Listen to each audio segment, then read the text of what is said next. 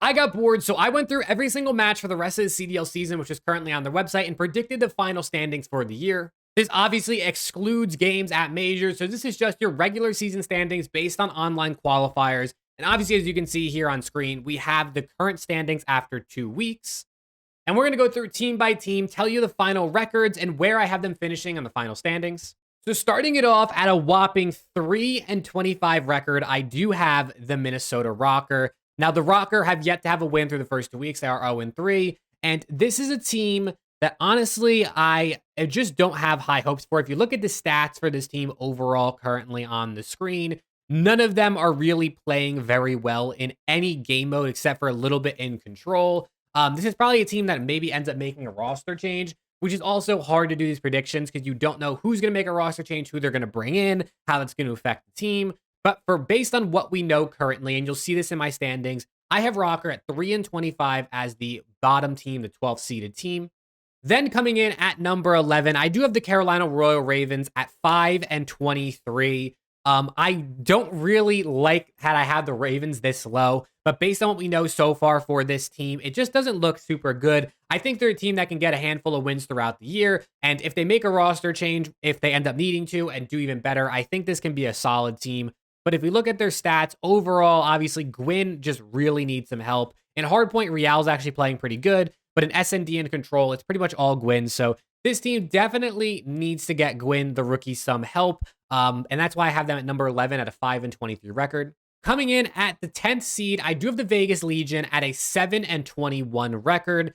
Slightly a better, 2 wins better than Carolina. And this is a team that I actually had high hopes for coming into the year. And I don't think they look all that bad, to be honest. I think this is a team that can definitely make champs, but they might need a roster change to get themselves there. As you can see, overall, Attach and Nero are kind of leading the way.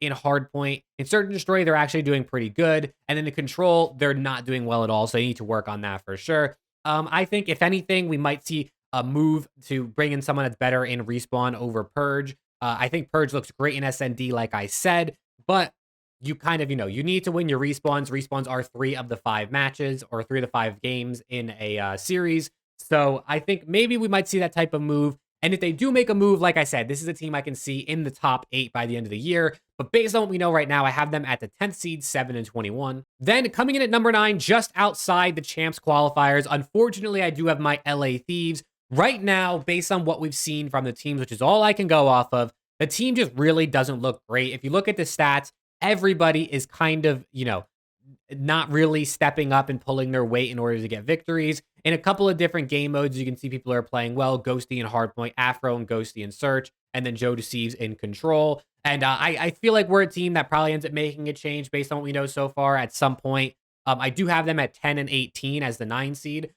So 3 wins ahead of the Vegas Legion, who are in the 10 seed. And like I said with Vegas, I think the Thieves were a team that can make champs. I think we're a team that can qualify. But based on what I know right now, as I'm going to keep saying throughout this video, it's just not looking great. No one on the team has really showed a ton of promise, which is something I would hope to see. But we're only 4 matches into the year, so we will have to wait and see what happens. Then coming in at number 8, the other team from Los Angeles, I do have the LA Gorillas at 12-16.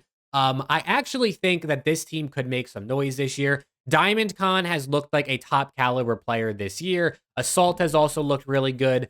Fame and Estrel have been doing their thing. If we look at the overall stats so far, everyone's kind of doing things in different game modes, and overall the team looks pretty solid. I think this is a team that can really make some noise. Obviously, we saw them make some noise in their 3-0 versus the LA Thieves, who I do have under them at the 9 seed. This is a team that I do think, with more time and more reps under their belt, can actually be a competitive team in the league.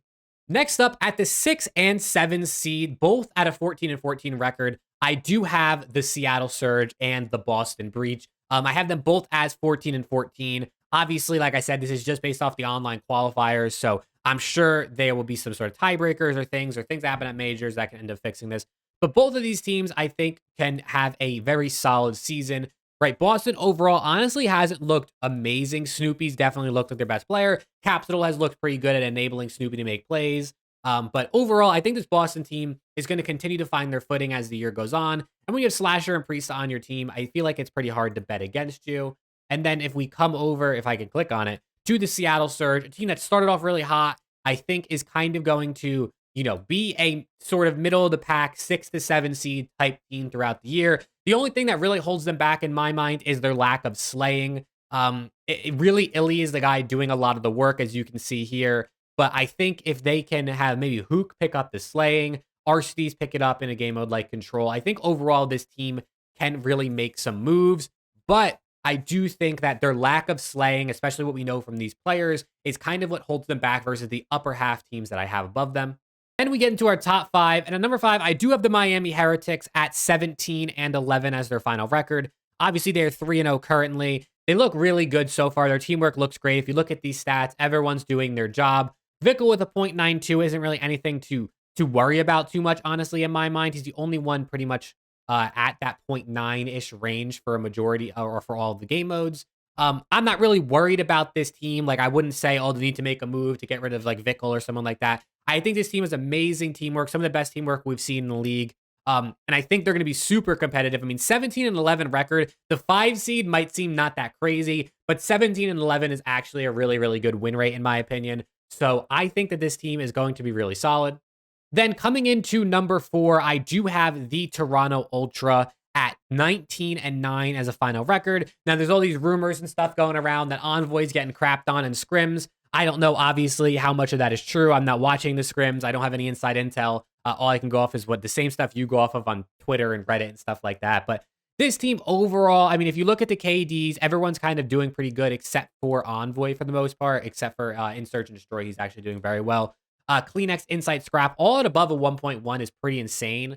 But this team, I do think, is going to find their footing. Obviously, they got swept by the Boston Breach in their previous series, but this is the Toronto Ultra. They made an upgrade on Envoy over Hixie, or at least that's what everyone has said. And I do think this is a team that is going to be really good this year. Then we get into our top 3. At number 3, I do have the New York Subliners at 20-8, so one game better than the Toronto Ultra.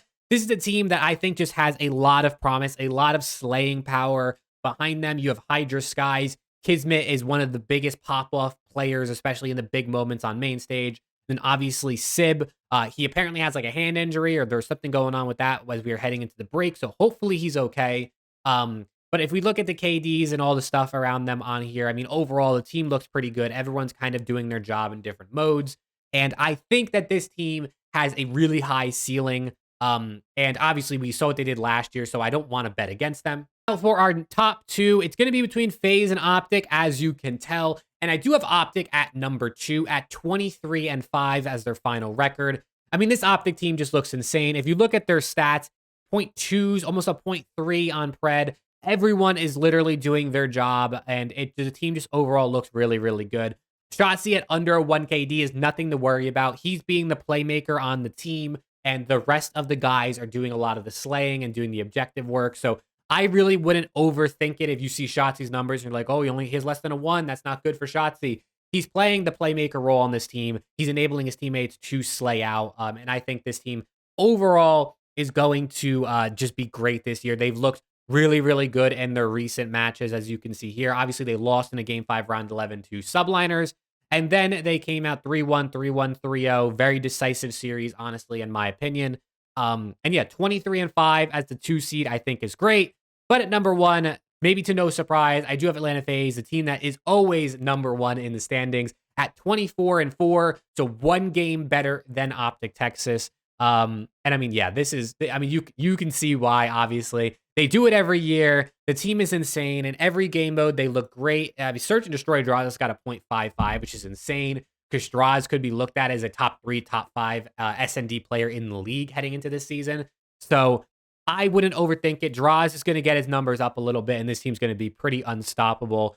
I don't remember exactly the 4 losses I have for them. I believe that 2 of them were to OpTic, though. So I do think OpTic is going to continue to play really good against FaZe. But I think FaZe is going to kind of stay as that number 1 seed. Just so you can kind of see what I have going here. This is the standings that I came up with. At the bottom, you can see the totals. So I made sure that I didn't miss any matches or give someone too many. So it is an even standings. Everyone played the same amount of matches. They all did 28 online qualifiers.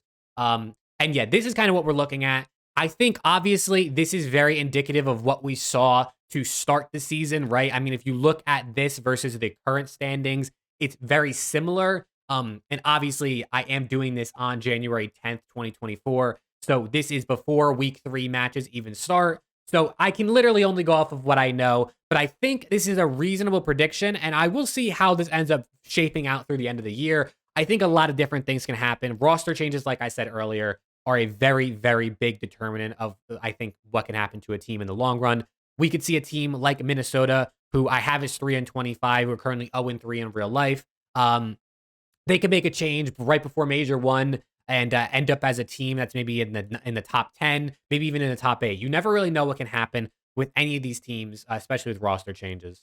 But yeah, that's my my fun little 2024 bracket standings prediction based on the online qualifiers that are on the CDL website. Let me know what you think. What teams do you agree with or disagree with the most? Kind of, if you have any predictions for your standings, drop them in the comments. I'd love to see what you have. And consider subscribing. 99% of people who watch my videos aren't subbed. And with all that being said, hopefully I will see you all in the next video.